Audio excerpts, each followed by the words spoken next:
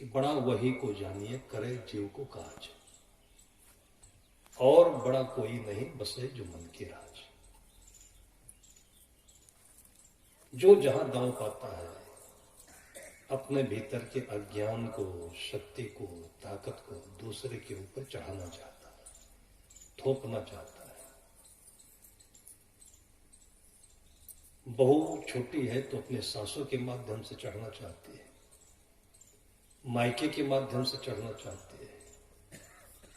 सासों अपने बहू के ऊपर अपने मलकियत के माध्यम से, चाबियों के माध्यम से, पैसे के माध्यम से।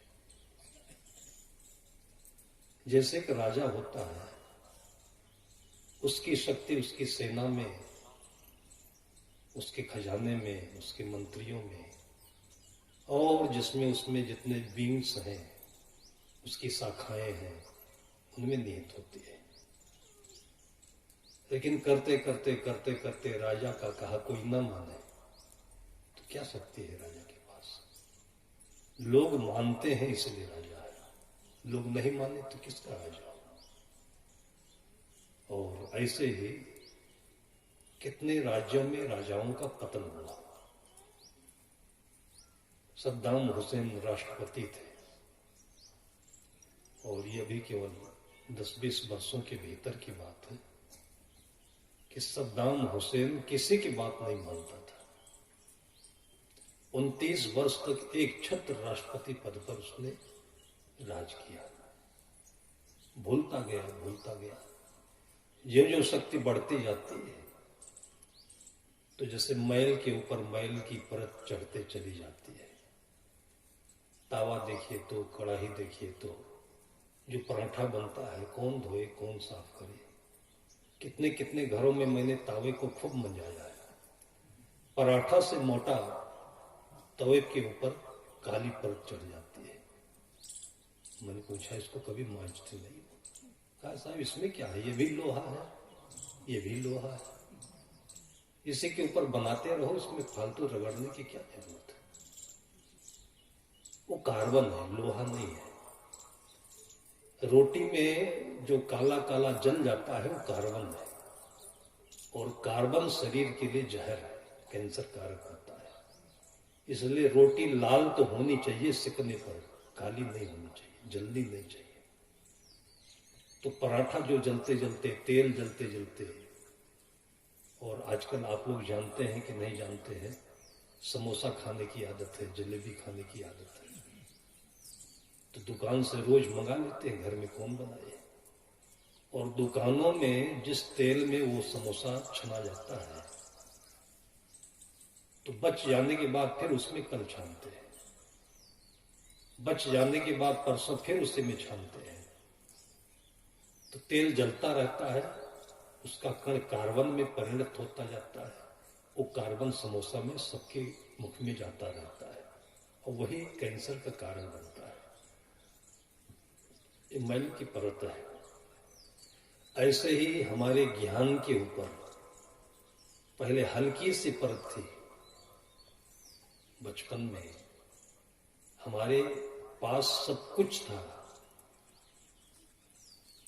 सतगुरु कबीर साहब कहते कि जहिया जन्म मुक्ता, मुक्ति के लिए ही सारे वेद, सारे शास्त्र, सारे उपनिषद, बीजक, भवयान, गीता, भागवत, सब कुछ मुक्ति के लिए है।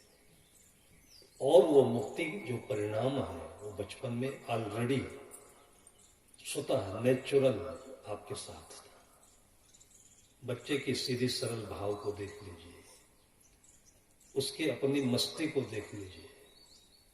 थोड़ा सा भूखा हुआ तो रो लिया, माँ का गोद पाया, पी लिया जी भर के दूध, फिर सो लिया। ऐसे ही पूरी जिंदगी बीत जाए तो क्या दिक्कत है? सतगुरु विशाल देव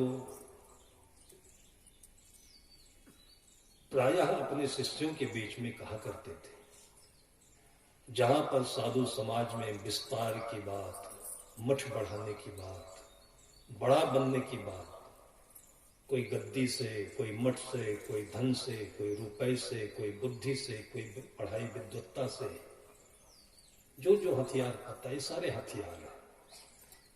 अपने अंदर के बल को दूसरे के ऊपर थोपने की खातिर साधु समाज में भी ये हथकंडे कम नहीं पड़े।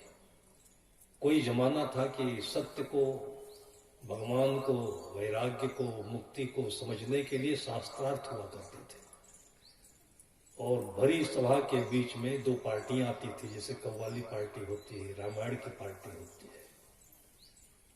और जैसे कि छत्तीसगढ़ में तो आम तौर से उसको क्या कहते हैं, प्रतियोगिता कहते हैं।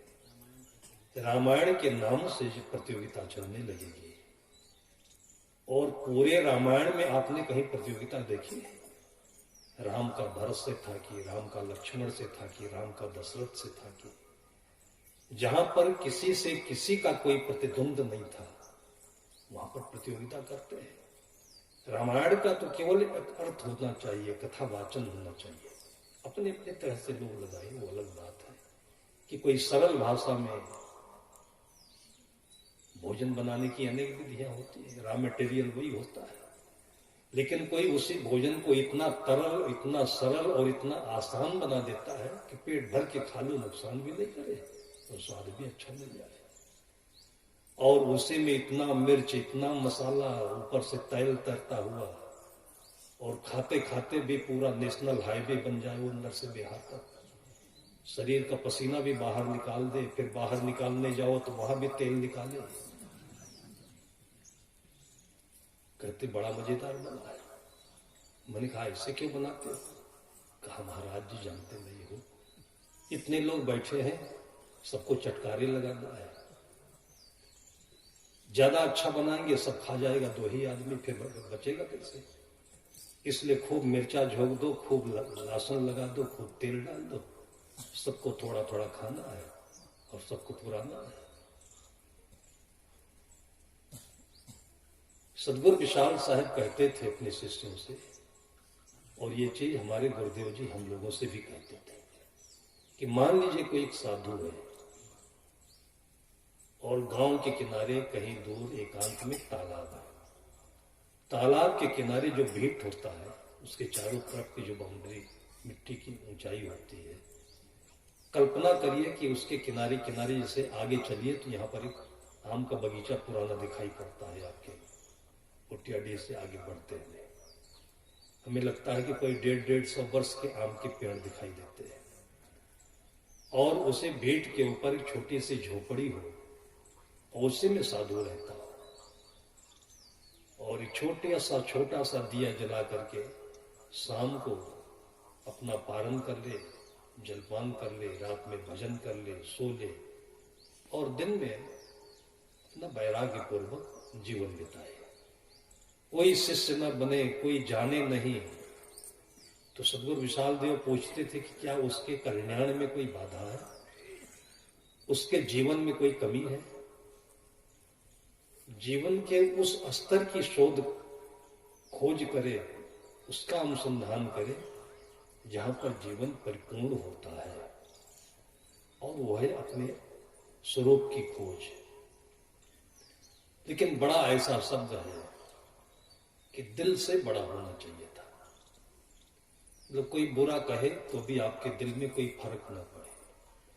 4 बेटे हैं, 4 बेटों में कोई ज्यादा टैलेंटेड है, अच्छी पढ़ाई कर लेता है, अच्छी नौकरी पा गया है, कोई थोड़ा सा उदंड है, खेती करता है, कोई थोड़ा सा बुद्धू है, कुछ नहीं जानता है।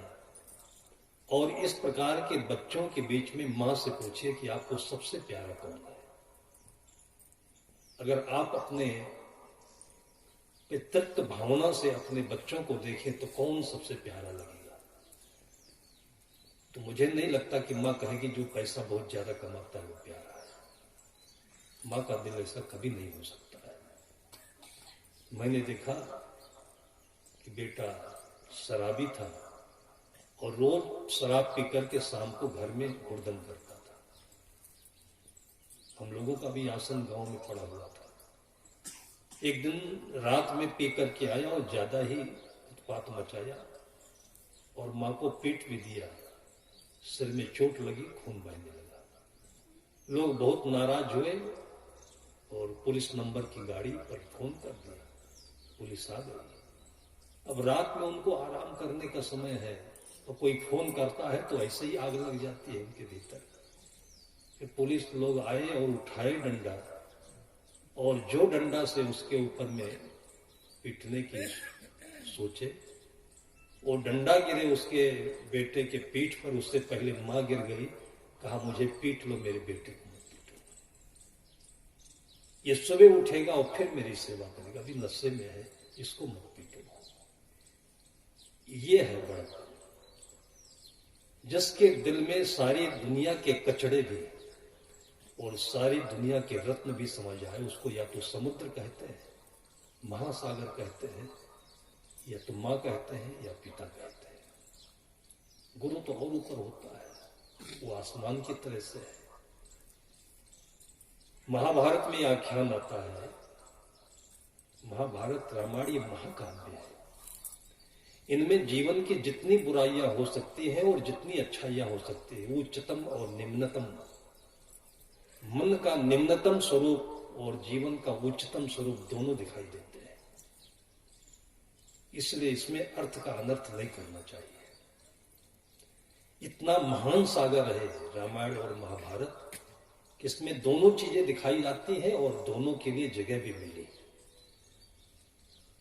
रामायण में केवल राम को नहीं माना गया कि केवल वो राजा के बेटे थे, रामायण में सबरी को भी लाया गया है, और सबरी से निम्न स्तर पर समाज में, जिसको आज कहते हैं दलित है, पिछड़ा है, सबसे नीचे पायदान पर है, तो सबरी से नीचे पायदान पर कौन होगा? और उस जंगल में कितने बड़ी बड़ी हस्तियां रही होंगी, छोटे छोटे जिम्मेदार रहे होंगे, धनवानों में, लेकिन राम का कहीं उनसे मित्रता नहीं दिखाई दिया गया। सबरी के पास जाकर के उसके जूठे बेर खा लेते हैं, और फिर भी आज दिमाग के बुद्धि के दिवाले लोग कहते हैं कि रामचरितमानस ऐसा है। अभी देखिए उत्तर प्रदेश में, बिहार में इसकी चर्चा चल रही है। आज देखने वालों की दृष्टि में कितना किरकिरा होता है कि जब मायावती को सतीश मिश्रा ने 2 बार मुख्यमंत्री बना दिया, और फिर भी मायावती के जो अनुयायी लोग हैं वो कहते हैं कि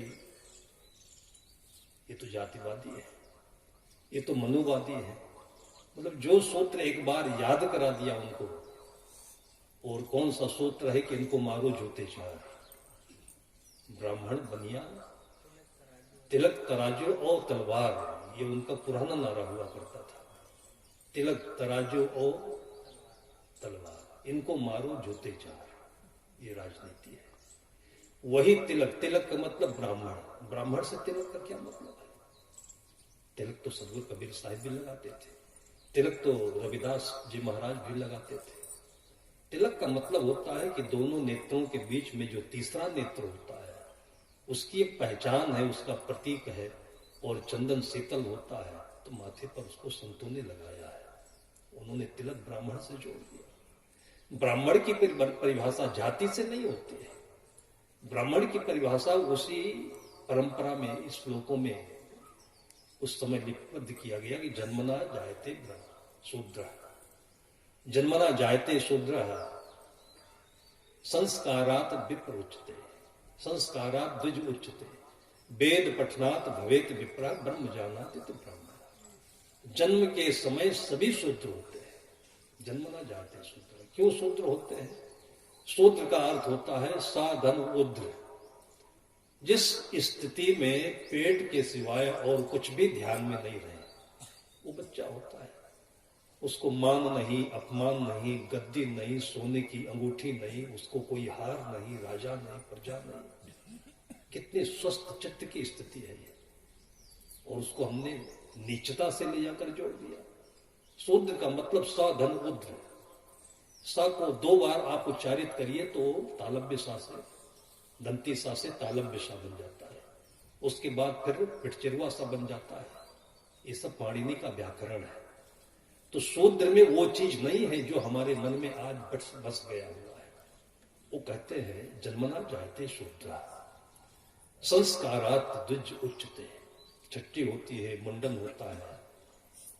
तो ये सब इसलिए होता है कि ये बच्चा किस खानी से आया हुआ है, कैसे इसके संस्कार रहे होंगे हिंदू पुनर्जन्म सिद्धांत के अनुसार।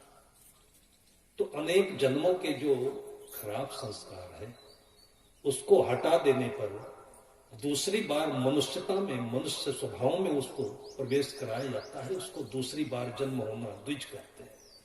द्विज का मतलब दूसरी बार जन्म होना। एक बार मां के गर्भ से जन्म हुआ तो सभी शूद्र थे, दूसरी बार जब उसको संस्कारित किया गया तो द्विज कहा गया। उसके बाद जब स्कूल गए, गुरुकुल में गए और वेदों को पढ़ा तो फिर विप्र बन गया। उसी में तमाम उपाधियां मिली, जैसे आजकल पीएचडी होता है, डीफिल होता है, डीलिट होता है, मिल नहीं गई उपाधियां। तो कोई मतलब ये जाति हो गई क्या? उसी प्रकार से उस समय जो पढ़ता था उपाध्याय, कोई पाठक है, कोई द्विवेदी है, कोई त्रिवेदी है, कोई वेदी है, कोई चतुर्वेदी है। इतनी हमारी बुद्धि संकुचित हो गई कि इन सारे शब्दों को हम लोगों ने ले जाकर के जोड़ दिया और सब ब्राह्मण ब्राह्मण ब्राह्मण चिल्ला करके और हिंदू समाज में नफरत की एक बहुत बड़ी धारा बहा दी। भाई वाल्मीकि कहाँ ब्राह्मण थे? वाल्मीकि जिस घर में पैदा हुए थे उसे ब्राह्मण नहीं कहा जाता था, वो जंगल के आदिवासी थे। लेकिन हमारी समाज की जो उदारता है, जिसको बड़प्पन कहते हैं, कि किसी ने उनको आदिवासी नहीं कहा और उन्होंने वाल्मीकि रामायण की रचना की, तो आज भी उनको सिरमौर माना जाता है। अब भले ही कोई जाति मान करके वाल्मीकि अपना लिखता हो, कि श्रद्धा का विषय है।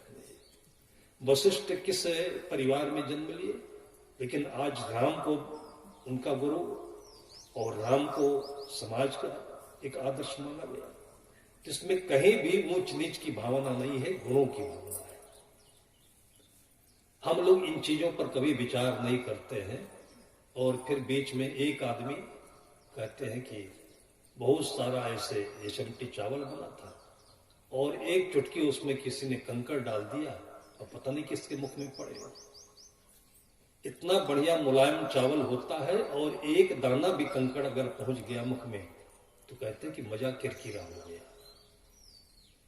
सदगुरु कबीर साहब कहते हैं कि एक बूंद खट्टा ने इतने सारे दूध का विनाश कर दिया। एक बूंद खट्टे ने सारा दूध फट गया और उसका उपयोग समाप्त हो गया।